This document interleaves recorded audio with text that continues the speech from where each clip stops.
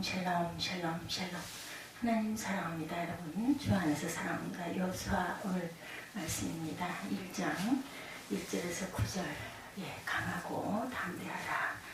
여호와께서 여호수아에게 말씀하시다. 여호와의 종 모세가 죽은 후에 여호와께서 모세의 수종자 눈의 아들 여호수아에게 말씀하여 이르시되, 이렇게 시작이 되죠. 내 종 모세가 죽었으니 이제 너는 이 모든 백성과 더불어 일어나 이 요단을 건너 내가 그들 곧 이스라엘을 자손에게 주는 그 땅으로 가라. 내가 모세에게 말한 바와 같이 너희 발바닥으로 밟는 모든 곳은 내가 너희에게 주었나니 곧 광야와 그 레바논에서부터 큰 강 곧 유브라데 강까지 해쪽 숲의 온 땅과 또 해지는 쪽 대해까지 너희의 영토가 되리라. 내 평생에 너를 능히 대적할 자가 없으리니 내가 모세와 함께 있었던 것 같이 너와 함께 있을 것이니라. 내가 너를 떠나지 아니하며 버리지 아니하리니. 6절이죠. 강하고 담대하라. 오늘 제목을 기도합니다.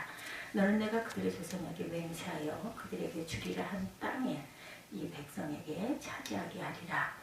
오직 강하고 극히 담대하여 나의 종 모세가 내게 명령한 그 율법을 다 지켜 행하고 우로나 좌로나 치우치지 말라. 그리하면 어디로 가든지 형통하리니.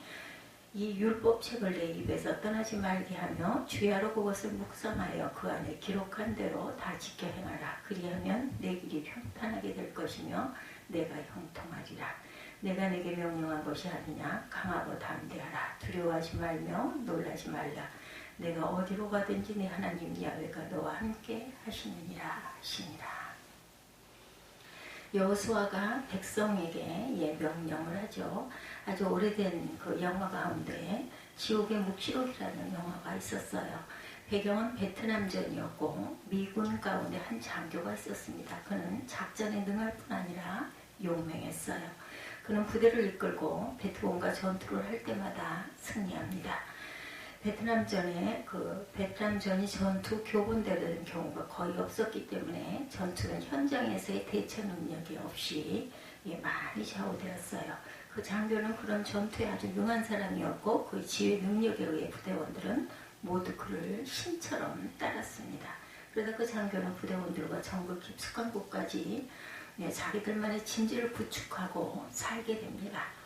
미군 지휘부에서는 그 장교가 명령 체계에서 이탈한 것으로 여기고 그를 암살하려고 특수 부대원들을 보냈어요. 그렇지만 그 사명을 완수하고 돌아온 사람은 아무도 없었습니다. 마지막으로 주인공을 보내죠. 주인공이 그 장교가 지휘하는 부대의 정글 아지트로 침입합니다. 그래서 그 장교를 죽일 상황이 되었어요. 그때 그 장교가 한마디는 공포였습니다. 공포는 정상적인 판단을 가지지 못하게 하고 정상적인 생활을 하지 못하게 합니다. 우리는 지금 당면한 상황 때문에 두려워하고 있어요. 여호수아는 심히 두려운 가운데 있었죠. 이스라엘 백성이 애굽에서 나와 광야를 통과한 다음에 가나안 땅 앞에 이르릅니다. 가나안 땅 앞에 이르러서 보니 앞에는 요단강이 놓여있죠. 모압 평지에 와 있었어요. 그때 이스라엘 백성이 지도자였던 모세가 죽습니다. 하나님은 여호수아를 불러 이스라엘 백성을 데리고 요단강을 건너 가나안 땅으로 들어가라 이렇게 명령하시죠. 2절에 내 종 모세가 죽었으니 이제 너는 이 모든 백성과 더불어 일어나 이 요단을 건너 내가 그들 곧 이스라엘 자손에게 주는 그 땅으로 가라 이렇게 말합니다. 여호수아는 하나님의 명령을 받고 두려워하지 않을 수 없었어요. 첫째 모세가 죽었어요. 지금까지 광야에서 40년 동안 그 인도하던 모세는 죽고 하나님과 대면하고 하나님의 율법을 받고 하나님의 진노를 중재하고 하나님의 능력을 나타내던 지도자가 죽은 것입니다. 그가 살아있을 때도 백성들은 자주 원망과 불평과 대적들을 했죠. 그런데 그가 없이 이스라엘 백성을 인도하여 가나안 땅으로 들어간다는 것은 거의 불가능한 일이었어요.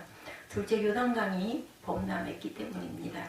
가나안 땅에 들어가야 되던 요단강을 건너야 했는데 요단강은 우기가 되어 강물이 불어나 넘치고 있었습니다. 평소 건기 때는 강물이 얕아서 쉽게 건널 수 있는데 당시는 우기철을 만나 강물이 깊어 건널 수가 없는 상태였어요. 셋째 여리고성이 또한 가로막고 있었죠. 요단강 바로 건너편에는 견고한 여리고성이 있었습니다. 어떻게 요단강을 건넌다 해도 가나안 땅에 들어가기 위해서는 그 여리고성을 정복하지 않으면 갈 수가 없습니다. 그런데 여리고성은 성벽의 너비가 성벽 위에 사람이 집을 짓고 살 정도로 높이가 용사들도 바줄을 타고 내려와야 할 정도로 높았습니다. 그런데다가 성문은 또한 굳게 잠겨 있었죠. 적어도 성을 공격하려면 공격하는 군대가 방어하는 군대의 군사력의 3배는 되어야 하는데 이스라엘 백성은 강한 군대로 무장되어 있지 않았습니다. 이스라엘 백성에게는 성문을 부술 수 있는 공성태 하나도 없었어요. 그러므로 그런 난공불락의 성을 공격하여 정복한다는 것은 거의 불가능하죠. 넷째, 가나안 땅에는 강한 족속들이 살고 있었습니다. 여리고성을 지난 내륙에는 그 족속이 7족속이나 견고한 진을 치고 있었어요.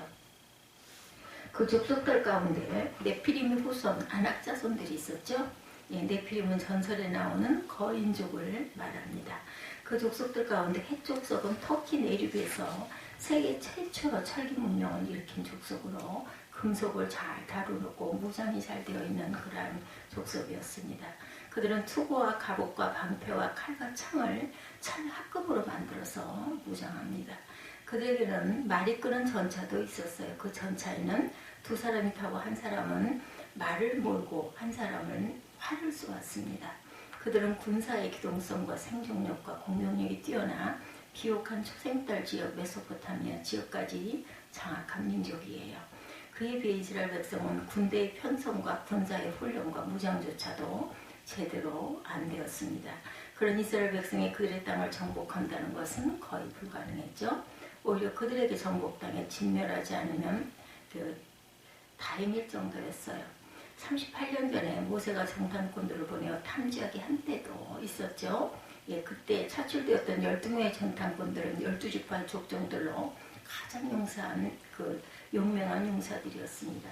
그런데 그들이 정탐을 하고 돌아와서 보고한 것을 보면 그들 앞에서 자기들의 모습은 메뚜기 같았다 이렇게 말하고 있죠. 가나안에 올라갔다가 자기들은 모두 죽게 되고 아내와 자식은 그들의 종이 될 것이다 이렇게 말합니다.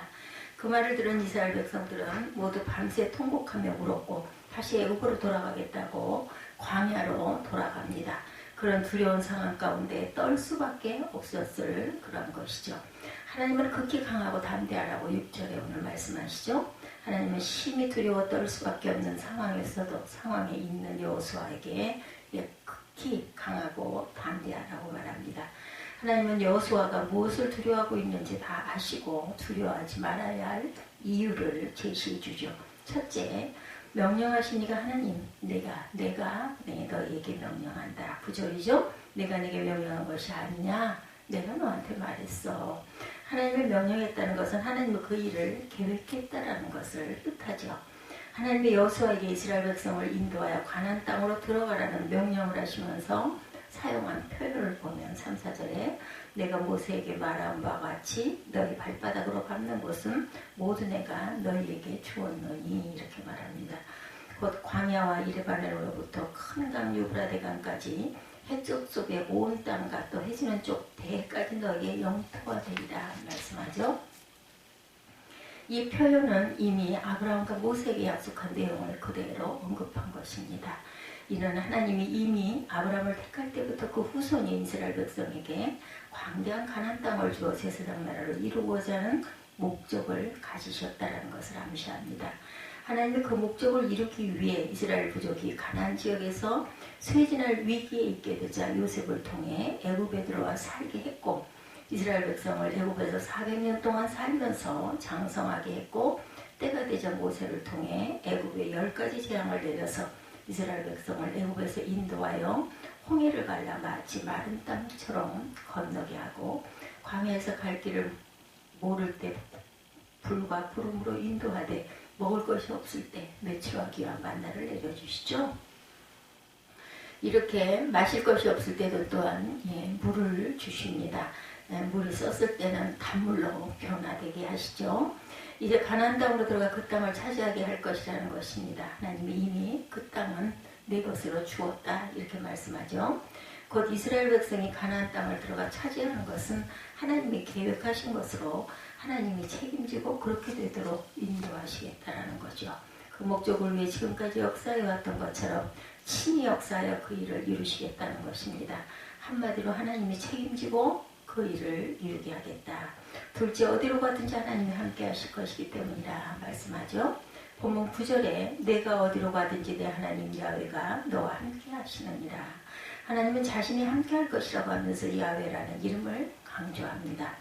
여호와는 존재에 관해서 지존성을 가진 이름이고 의지와 계획이 있어서는 독립성을 강조한 이름이고 언약에 있어서는 불변성을 강조한 이름이고 사역에 있어서는 전능성을 강조한 이름입니다.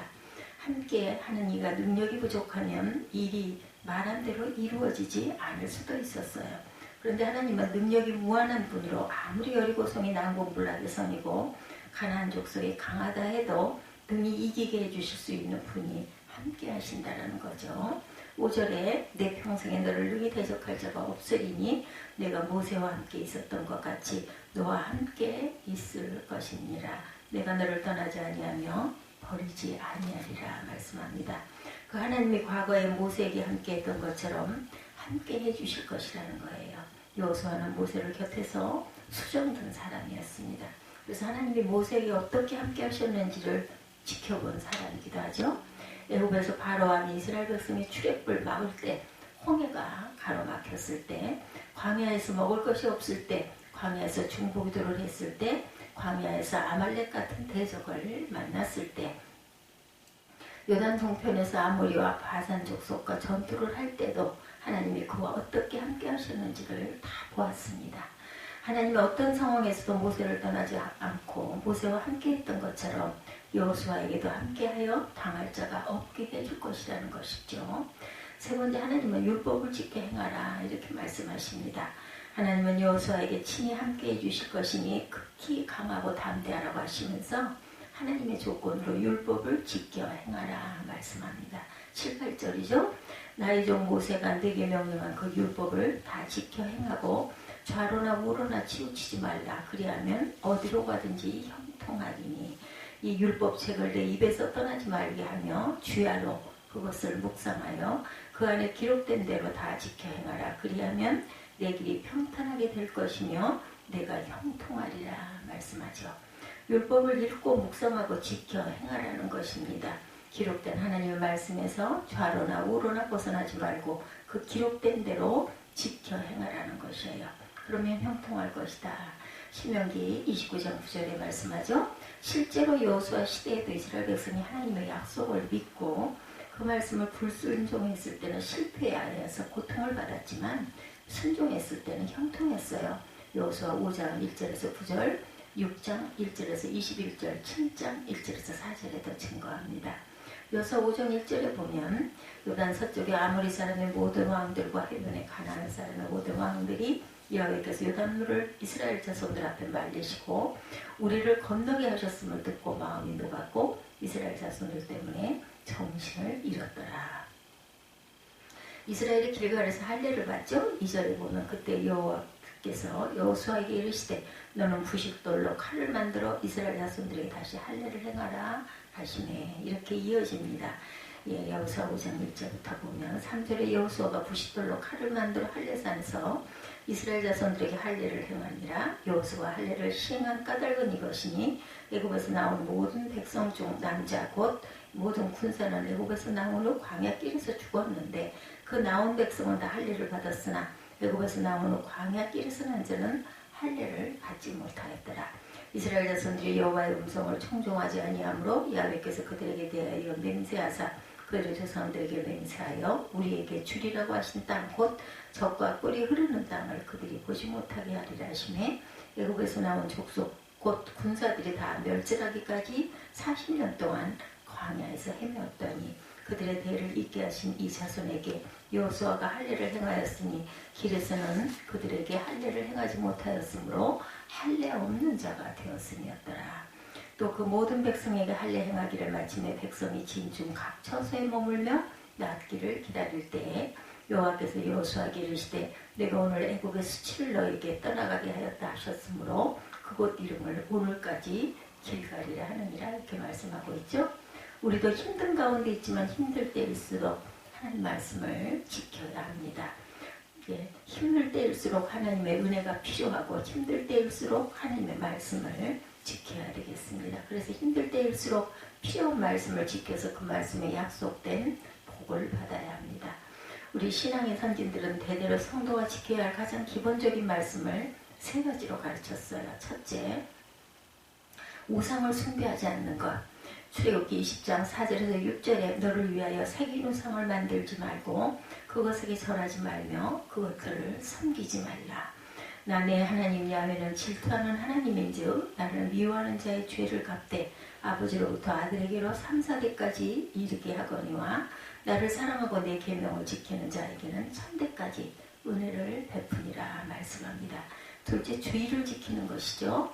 이사야 58장 13, 14절에 만일 안식일에 내 발을 금하여 내 성일에 오락을 행하지 아니하고 안식일을 일컬어 즐거운 날이라 여호와의 성일을 존귀한 날이라 하여 이를 존귀하게 여기고 내 길로 행하지 아니하며 내 오락을 구하지 아니하며 사사로운 말을 하지 아니하면 내가 야훼 안에서 즐거움을 얻을 것이라. 내가 너를 땅의 높은 곳에 올리고 내 조상 야곱의 기업으로 이르리라. 야훼의 입의 말씀이라 이렇게 말씀하죠. 셋째, 11조를 합니다. 말라기 3장 10절에 만군의 야훼가 이르노라. 너희의 온전한 11조를 창고에 들여 나의 집에 양식이 있게 하고 그것으로 나를 시험하여 내가 하늘문을 열고 너에게 복을 쌓을 곳이 없도록 붙지 아니하나보라 말씀하죠.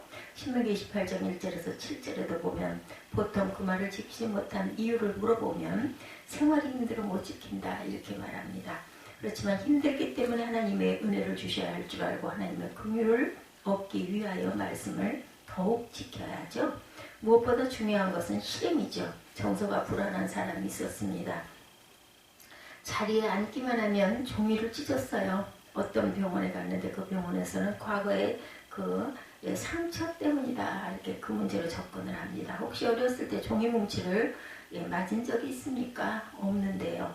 다른 병원에 갔습니다. 그 병원에서도 환경 문제로 접근을 합니다. 혹시 어린 시절 살던 동네에 종이 공장이 있었습니까? 없었습니다. 여러 병원을 찾아서 다녔지만 특별한 방도를 찾지 못합니다. 마지막으로 정신병원을 찾습니다. 무슨 일 때문에 오셨습니까? 저는 정서가 불안해서 앉기만 하면 종이를 찢습니다. 의사가 말합니다. 종이 찢지 마. 그는 종이를 찢지 않았습니다. 분석이 중요하지만 때로는 실천이 중요할 때가 있어요. 예. 옳다고 깨달았으면 계획하거나 기도 요청을 할 것이 아니라 의지를 가지고 그냥 행하면 됩니다. 우리는 두려워하지 않을 수 없는 상황이죠. 그럼에도 불구하고 강하고 담대해야 합니다. 하나님의 목적이 있기 때문입니다. 하나님의 그 목적 때문에 항상 함께 하실 것이기 때문이죠. 창세기 28장 15절에 내가 너와 함께 있어 네가 어디로 가든지 너를 지키며 너를 이끌어 이 땅으로 돌아오게 할지라. 내가 네게 허락한 것을 다 이루기까지 너를 떠나지 아니하리라 하신지라 말씀하죠. 이사야 41장 10절에 두려워하지 말라. 내가 너와 함께 함이라. 놀라지 말라. 나는 네 하나님이 됨이라. 내가 너를 굳세게 하리라. 참으로 너를 도와주리라.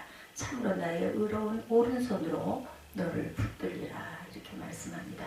마태복음 28장 20절에 내가 너에게 분부한 모든 것을 가르쳐 지키게 하라. 볼지어다 내가 세상 끝날까지 너희와 항상 함께 있으리라 하시니라.